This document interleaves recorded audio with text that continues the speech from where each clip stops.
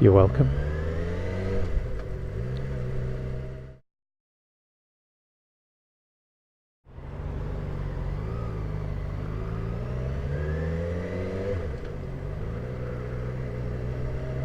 Good morning, YouTubes. Car and Biker here again. Out for a quick morning ride. And I've got a topic today. The other day I mentioned that I saw a way of improving the driving test by having all drivers be required to spend a few hours on a bike, so they get an appreciation for, you know, other more vulnerable road users.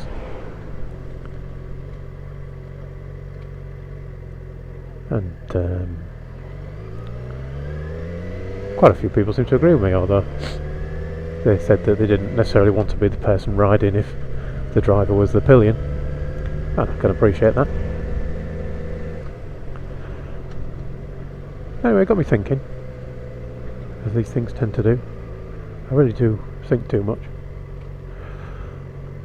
And I mean, if you've watched a few of my videos, you might have seen the one where I talk about how I got into bikes, and that really it was a substitute for an aeroplane after I'd learned to fly, but then potentially the diabetes might get in the way of that, so I wanted something fun to do, and biking was what I chose. And there's a lot of things in the flying. Yes, thank him, and right out in front of me, well done. There's a lot of things in flying, and particularly in the way that you get your pilot's license, that would transfer well across to driving, maybe even motorbiking.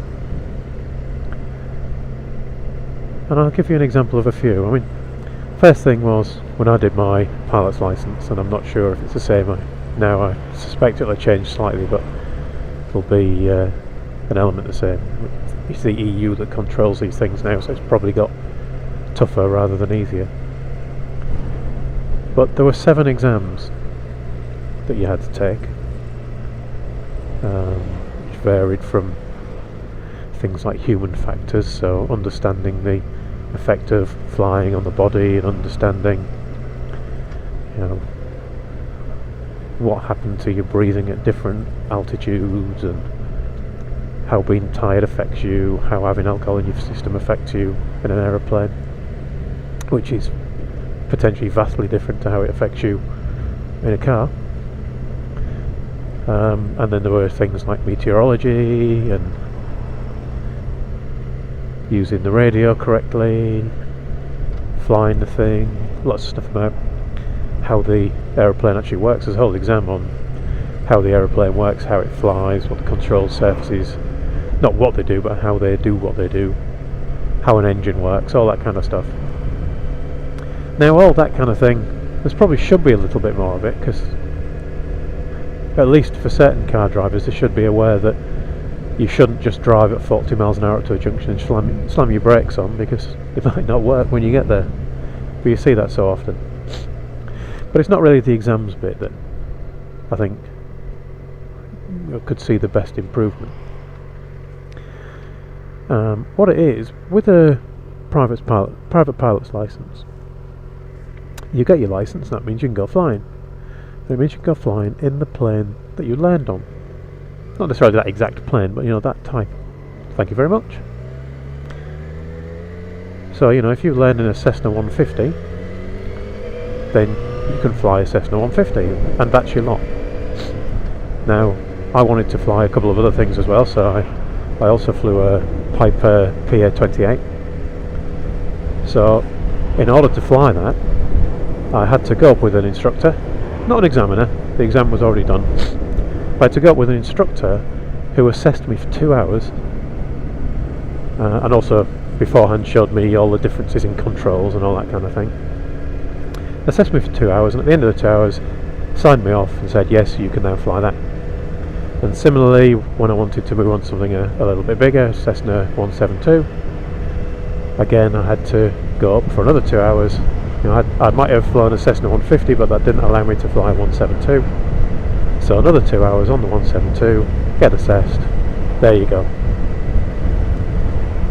If you wanted to fly at night, again, there was more to it.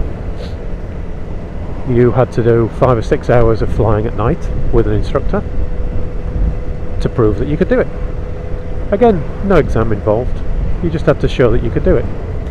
And finally, if you wanted to fly above cloud, or in cloud, well, that's a fundamentally different thing, and there were about 10 hours of flying completely on instruments to do that. So it wouldn't necessarily all be in cloud, but what they had was like it's almost like Louvre doors that you get in your wardrobes, made of card and plastic, that would be inserted into all of the windows, and they were angled so that the pilot could not see out of the aircraft at all, but the instructor or the examiner could, which meant that, you know, it's perfectly safe. I mean, it's perfectly safe anyway. These guys know how to fly without being able to see out.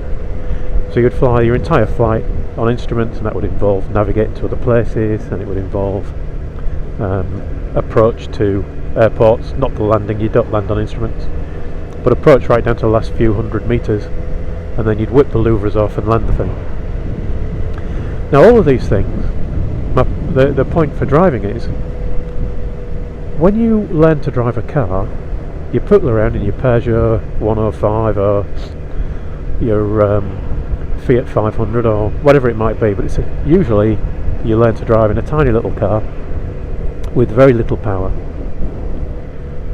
And then once you've passed your test, you can go out, you can buy yourself a Lamborghini if you've got the money, or you can buy yourself a 4x4 and terrorise people with a huge car that you haven't really understood the size of.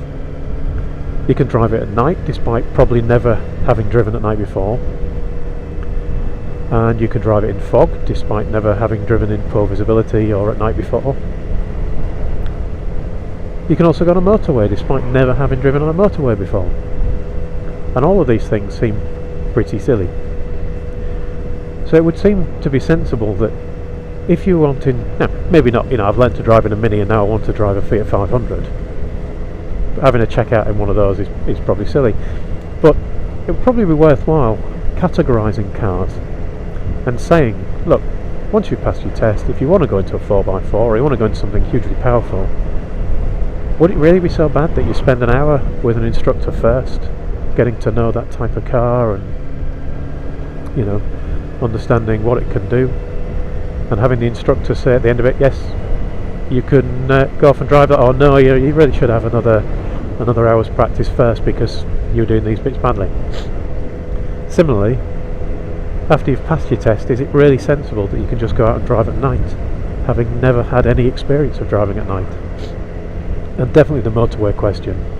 It just seemed bizarre that, you know, in the extreme, you could pass your test, 2 hours later it gets dark, you head home, you get in the Range Rover Sport and take it out on the motorway in the dark, and you've never had that type of car, that type of power, and those conditions of driving on that type of road before. Doesn't seem particularly safe. Now, the other thing that I thought was brilliant about flying was you have to keep your experience up. So over every 2 years you have to get a certain number of hours of flying in, and at the end of every 2 years you have to go back to an instructor and have an hour or two with an instructor who evaluates your flying, spots any bad habits you might have picked up,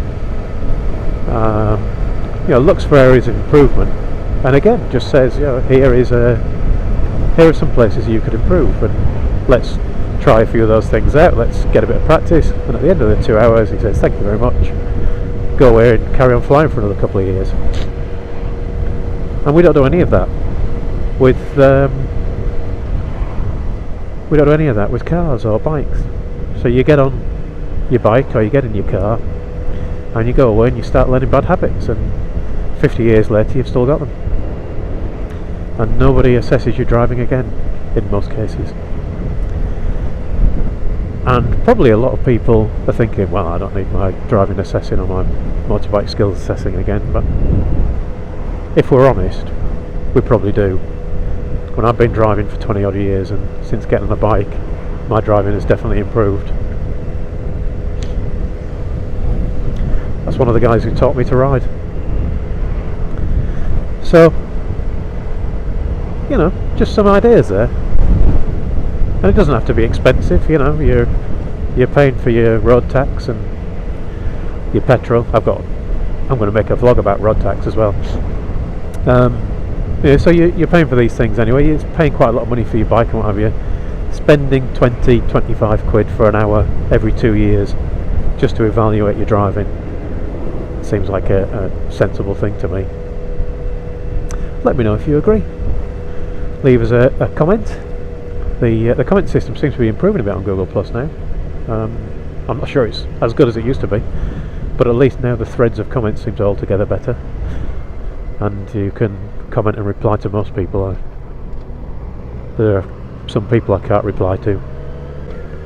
I don't know whether that's because people have disabled replies or what, but it's a real shame when you can't reply to people's comments. But anyway, I digress. So let me know what you think. Thanks for watching, YouTubes. Ride safe, and I shall talk to you all again soon.